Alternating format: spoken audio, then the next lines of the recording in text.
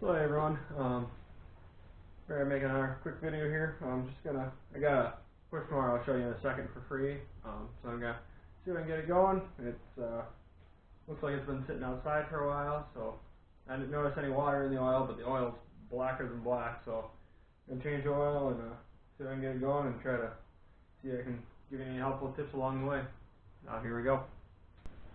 So here's the victim. It's clearly been outside for a while, so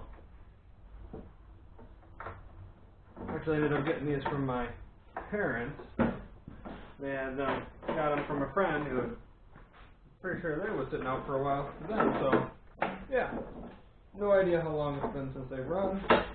Well, I say they, this one, and then there's one that's off camera that appears to be missing some parts. We'll see. Now the other one, it doesn't have the recoil handle's not on it, so the recoil is gonna have to be restrung, but that's not too difficult. Get this all hooked back up, have to pull all those leaves off.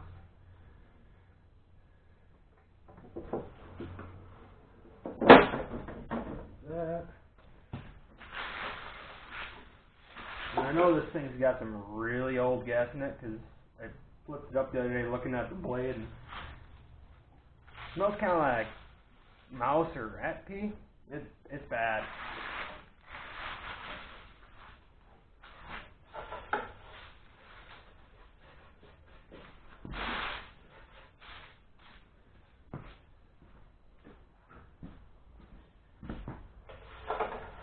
Ugh.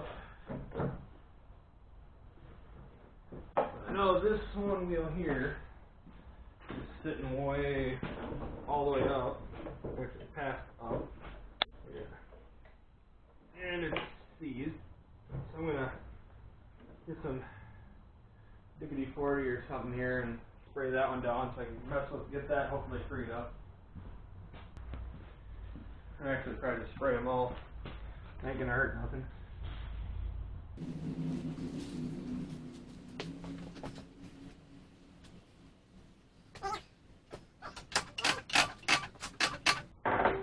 The safety cable appears to work, but it's pretty stiff. So we'll see about that.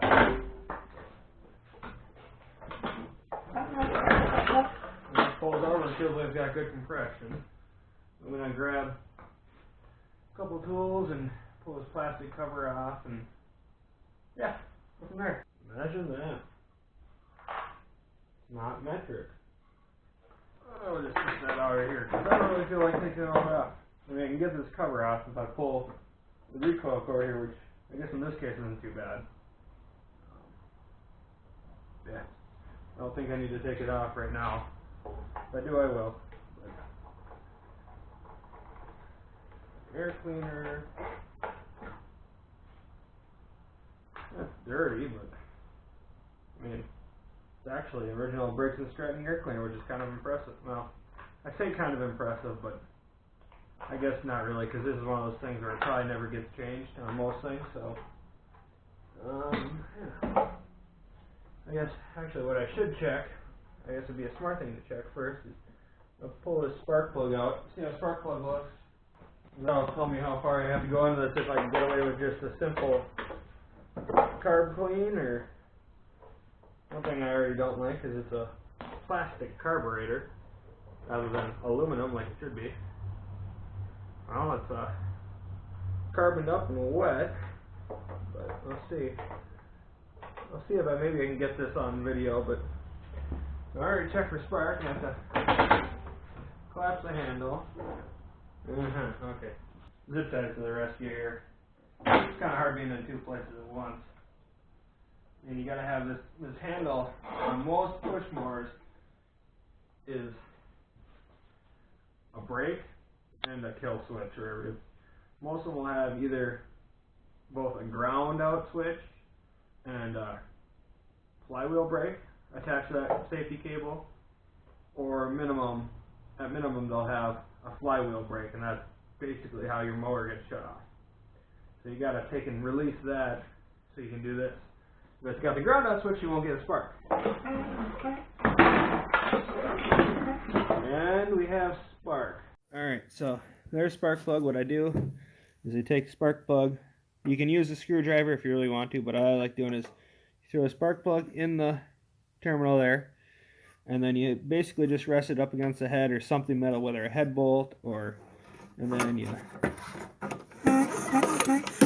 see if I can get it to work here. And you see this spark there? That's what you want. Sorry for less than stellar video work there on my phone, but it's kind of hard doing two things at once here, but you get the idea. So you want to make sure you got spark, and that was a nice, good, strong spark, which is good. If it's lighter than that, you may need to dig in and clean points, or this spark plug is actually pretty dirty, but it still had a good spark, so that's a good sign.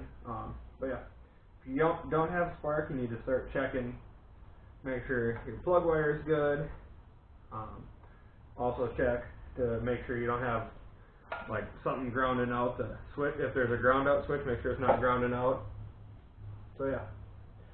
Next thing I think we're going to do is, in this one, is probably pull this carburetor and fuel tank assembly so I can get the old gas out of it and clean the carburetor, make sure it's going to have a good clean carb to start. I think I'll do here is I'll rotate this around so you guys can see. Yeah, so this looks like one that the carburetor just kind of sits on the tank and is pressed up against the engine via the tank. Nice thing about working on small stuff like this is you don't need a whole lot of fancy tools, and that's one thing I don't want to lose is the gasket for the air cleaner.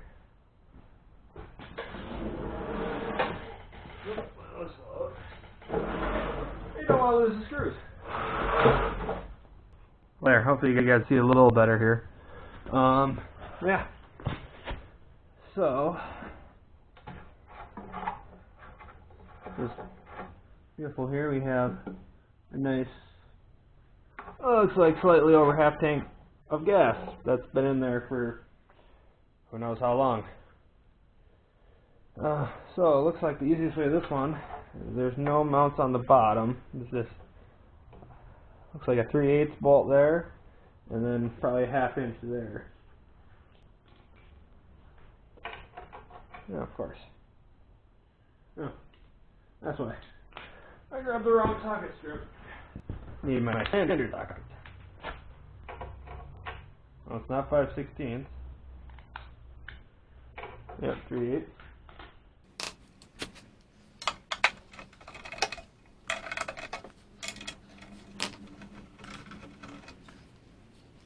I'm guessing the other one's 1/2 inch. So let's just go with that. Yep. Alright. Those seem to be pretty common sizes, and when you go to work on these small Briggs & Stratton engines, it's pretty much all like usually the bolts that hold like this top cover on, the engine cover, with the recoil on it, those are usually 3/8. And then anything other than that is usually 1/2 inch.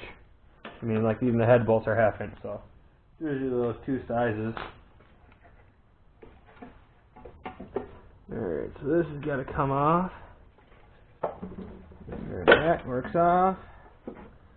Then you got to risk pouring a bunch of gas out, and there's the tank. Beat up old spring, and whew, only you guys could smell this gas. It's bad. O-ring looks good. Might put a little grease on it to lube it up when I put it back in, but put the carburetor and stuff back on. But one thing of these is they usually don't have chokes, but the nice thing is the butterfly, everything, I guess being plastic does have its perks. Everything still kind of moves. I do not see any adjustments. This is one of those kind of a throwaway carburetor, I guess you would call it. So, yeah. I'm going to go grab a bucket here and dump this gas out. I'll move this mower so you guys can see, dump this gas out, and yeah. And I'm putting gloves on for this now.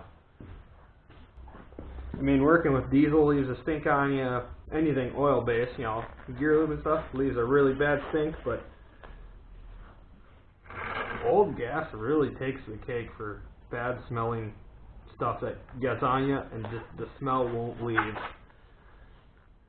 Well, I'm going to pull the carburetor now, see if I can get the rest of that out, because, yeah, that's bad. In this case, these are just Phillips screws. And take this spring off so it doesn't fall in. There it is.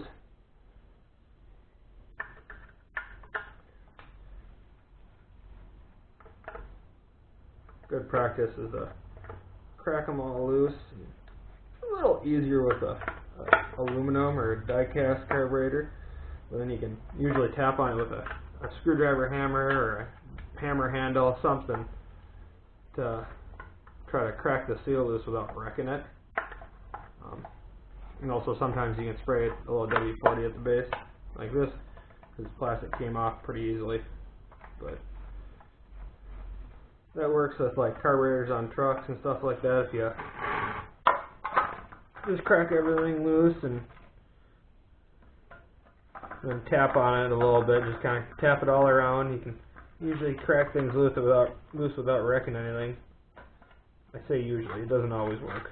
But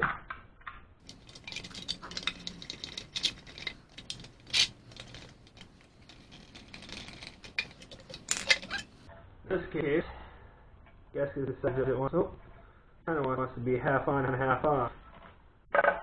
You just gotta be really careful, and in this case it's hanging up with a screw. And sometimes you can unthread. Oh,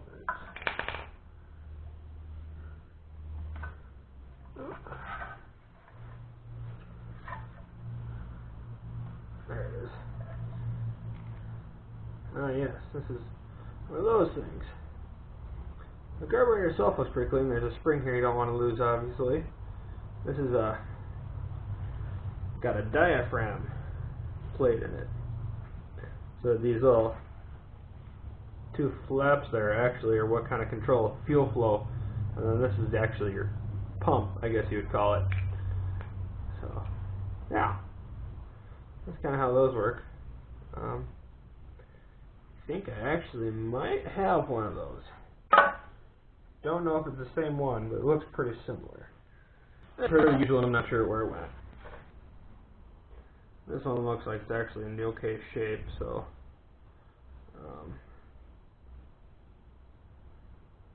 I think we're okay to leave it. I might try to see if I can carefully get it off with a razor blade. Again, you gotta be careful so you don't wreck it, because if in this case, like, I don't have another one right on hand, I don't really feel like going and buying one yet. Very carefully see if I can get it up. So I'm going to grab a razor blade and see what I can do. Alright. It works best if you find a spot that's already coming up and just kind of very carefully go along. Just very patiently try to scrape them. Like here, there's this diaphragm. I don't want to cut that. So you gotta be careful around that. This one's actually coming up pretty well. There it is. What you got is this diaphragm here, which you want to make sure, I'm going to try to use it, that it moves freely. And then these two little flaps. So this one actually looks like it's savable, so I'm going to at least try it again. I'm going to get a paper towel, set it on, and I'll look at everything else. Alright. So I'm going to clean this whole surface off here. I got some carburetor cleaner. Where's the brake clean? I don't know, either way. I can grab another towel. And actually scrape this down lightly with the razor blade. Be careful not to take any material off, because, you know, there's obviously seals on there. This one might be able to just put some fresh gas in, it might work. So.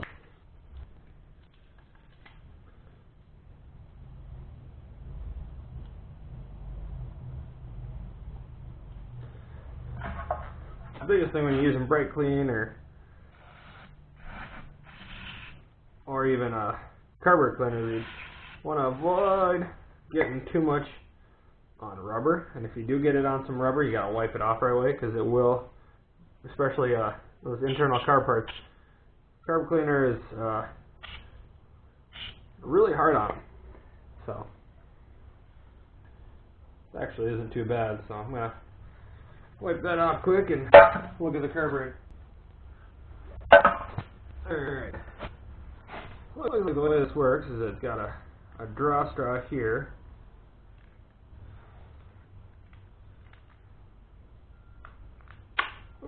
Oh, of course, one had to fall in. And I can't see it. Yeah, I'm not sticking my fingers in there, even in gloves. There it is. Alright. Well, as I was saying, this doesn't look too bad. I mean, it's dirty, but let's see here. The spring can come off, so I don't lose that. This little strainer can come off. You can clean that.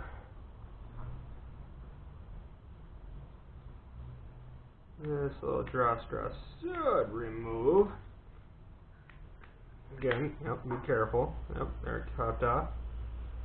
And run some brake clean through that.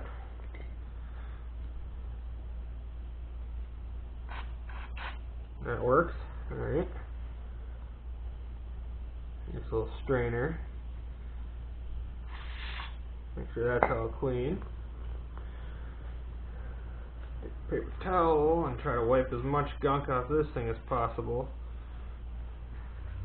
I'm not going to worry too much, I don't think, because everything else looks pretty clean, I guess, so theoretically speaking, it should be fine. So just make sure everything's nice and clean. And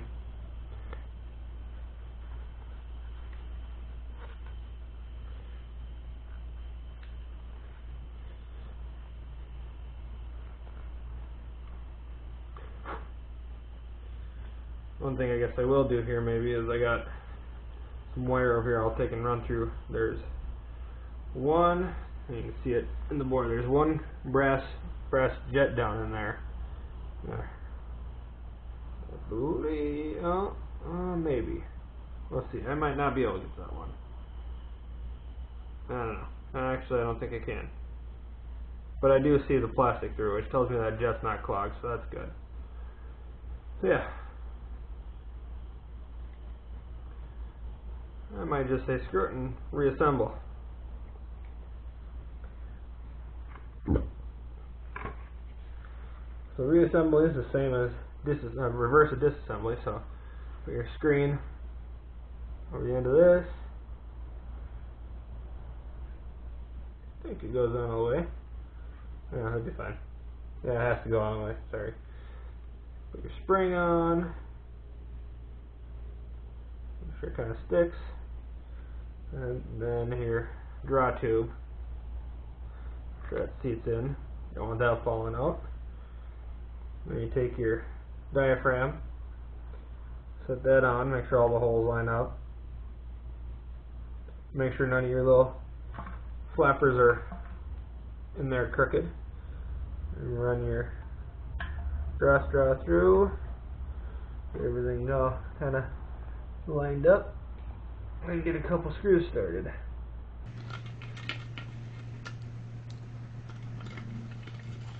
One of the big things with these diaphragms, you try to avoid pinching them, because they end up getting little creases in them, and sometimes don't work quite. Especially those little flaps don't tend to work like they're supposed to and seal like they're supposed to.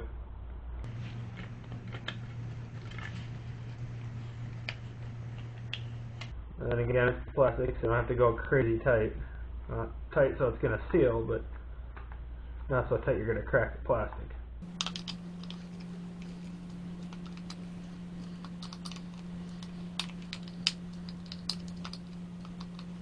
There you go. Hopefully, should work. So, I get the pull the mower back over here and I'll shove this back on there. I'm gonna go get a little grease on my finger and lube up this greaser oil, I guess. I have a tendency to use grease, actually, rather than go and get it, let's use this oil off here. Yeah, that's how black that stuff is black. Probably original oil on this thing. It's one of those things that seems to get neglected on push mowers is oil changes. Which, I mean, there's no hour meter on it, so you don't really think to keep track of that. So I guess it kind of makes sense that it gets neglected, but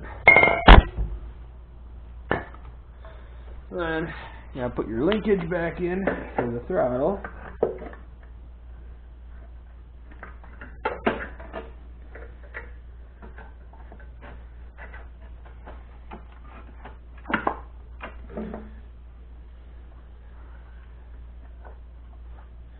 Make sure that O-ring seats all the way.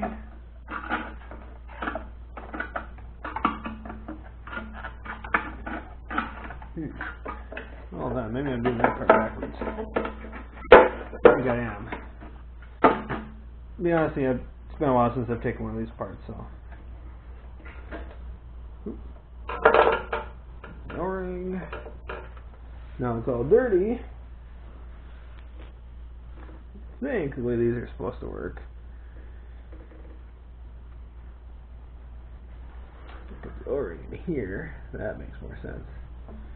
That way it actually makes sure it seals. Then you get this locking ring that's supposed to hold it in there. Yeah, that makes more sense. That way you got that kind of assembly. Now we'll relube it.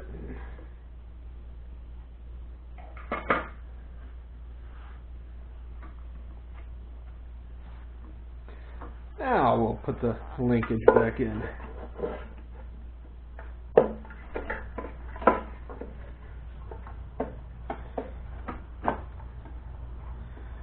Everything lines up. I'll grab this bolt here. That started. Then we'll take this one, get a half inch bolt started.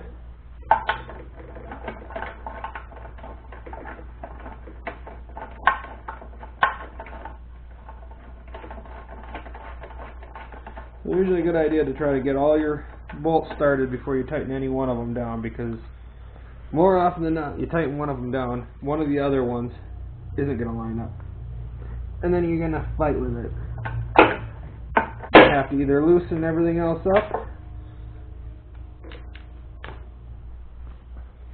or, I guess, fight with it for a while. Sometimes you get lucky and everything lines up and just works out just fine, and other times, not so much. So, I think we'll maybe I'm going to try to move this one wheel here quick. I'm going to put the spring back on before I forget. There it is. The spring that's in definite rough shape, but should work just fine.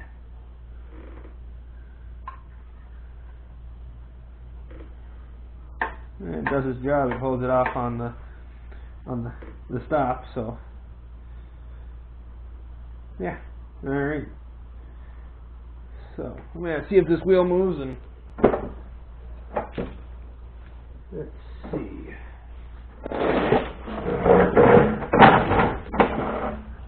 Overkill? Maybe, but I mean, I want the thing to move, so if I can get it in there, I guess.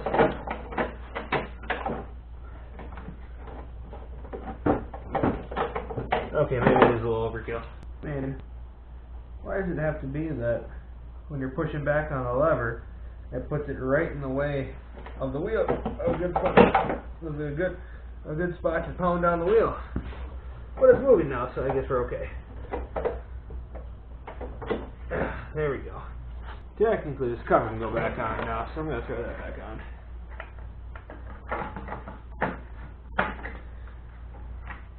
just so it's not flopping around. So, this next thing to test is, will it fire?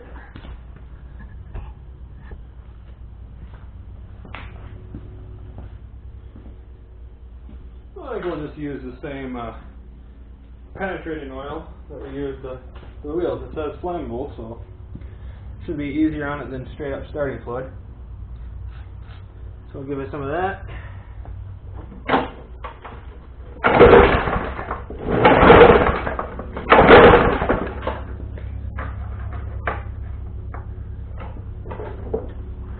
Okay, maybe we'll use start fluid. I'll make sure it'll actually fire before I go and put anything else into it. So.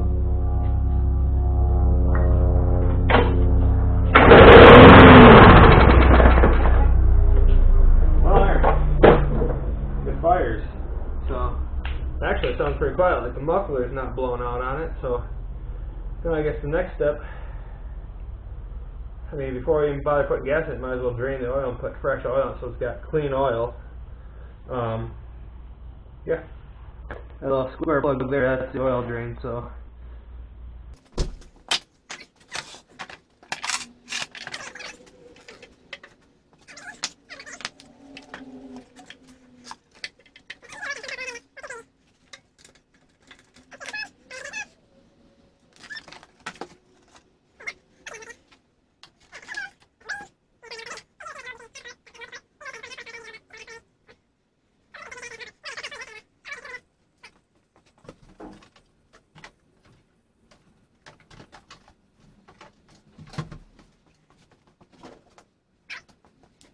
Got, a little under 1.5 quarts of Rotella T5 diesel oil, 1030.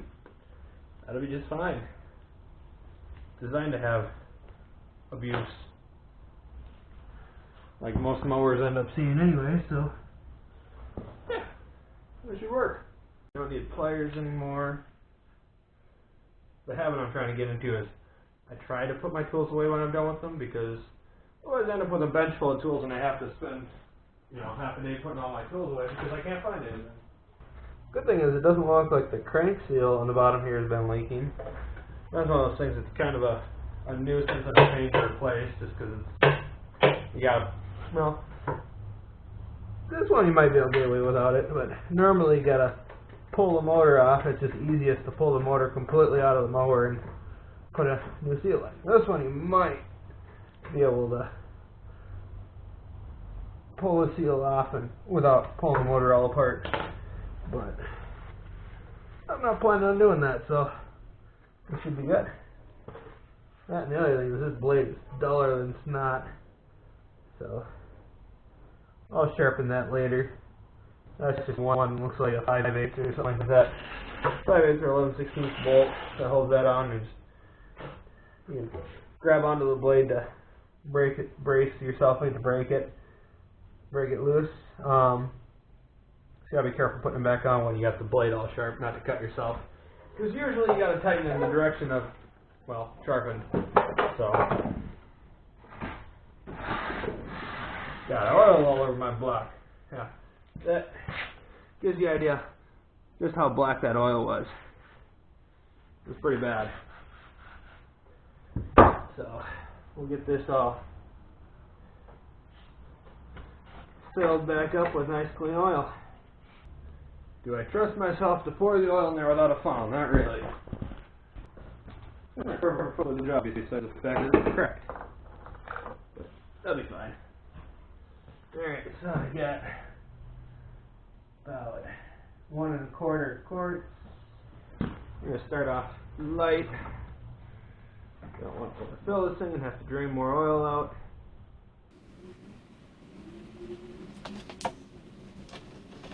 You might be thinking 1030 is a little bit heavy, but the thing you got to remember is when a mower going to run during the summer when it's, you know, 70 to 90 or even more degrees outside. So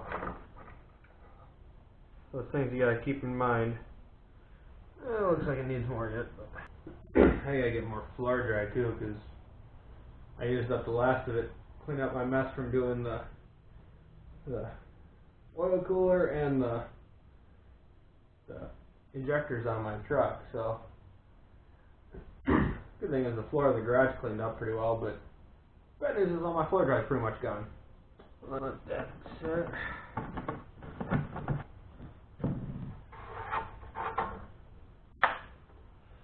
Clean gas in it.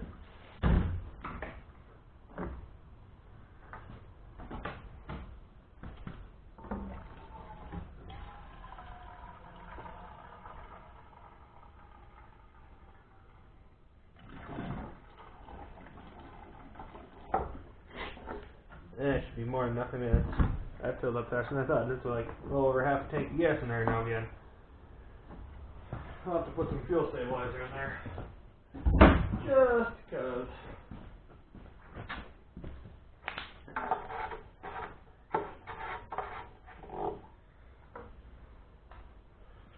I guess one nice thing is with how black that oil is in here, more than likely it doesn't use oil.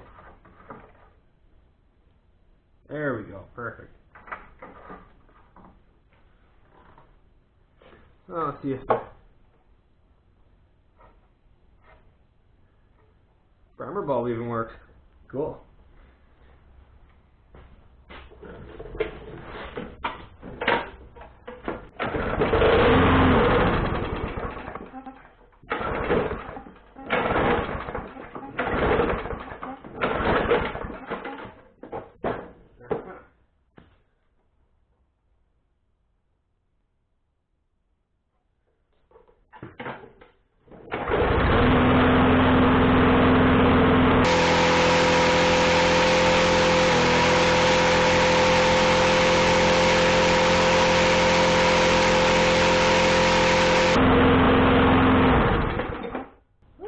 Pretty good for a little motor. I'll let that sit a minute and I'll check the oil. So this, the air filter here, throw that back on, a little gasket, a little screw out, the filter element actually is not that dirty. Best way that I've come across to clean these things is if they are really dirty. So you get yourself a little container with some gas in it and you actually wash them out in gas, and then after that you let them dry out. You know, wring them out real good, dry them dry out because you don't want to. And then you can take it. You can also wash them in water and soap and water, or even just water will work too. But gas is flammable, so you aren't risking sucking water in if it's not all the way dried out. So then what you can do is also then just like give it a little mist of like WD-40 something like that, just like a lightweight oil spray like that. Because that'll help it suck the dust out of the air before it gets in the motor. But this one's actually nice and clean, so we'll call this one good. There's always a right and a wrong way to put these things on. I mean, like this one, I'm pretty sure. Yeah, this one will technically go on the wrong way, and it will work. But there is technically a right and a wrong way. It looks nicer when it's put on the right way. I guess that's the easiest way to say it.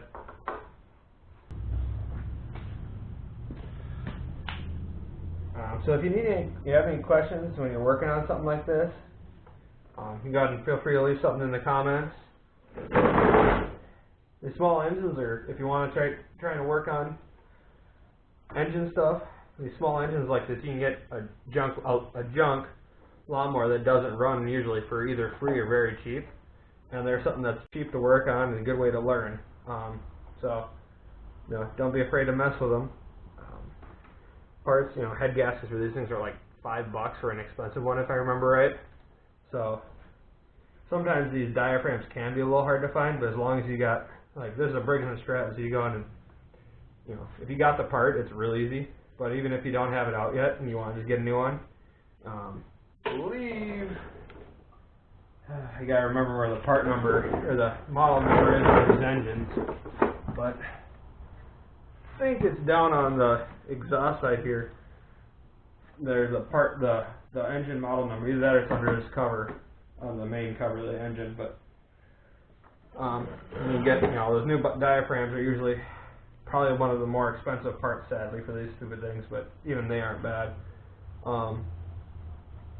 But yeah, they're quick little easy thing to work on, and we want to try to learn.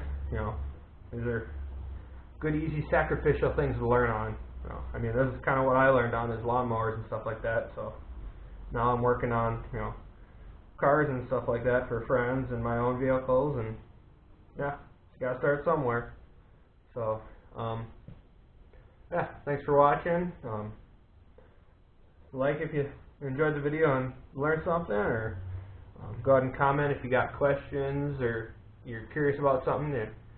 But yeah, I'm just always happy to help if there's something you want me to cover. Like if I do have like truck carburetors, you want a video on going over something that you need information on. I got most of what I have is Ford stuff for trucks and stuff like that, but I'm sure I can get access to some Chevy or some Dodge stuff if needed. I know I'm planning on this summer going through my 78 F-250, and that I have a 4-barrel Edelbrock 4506 or 4605, I think is the carb number.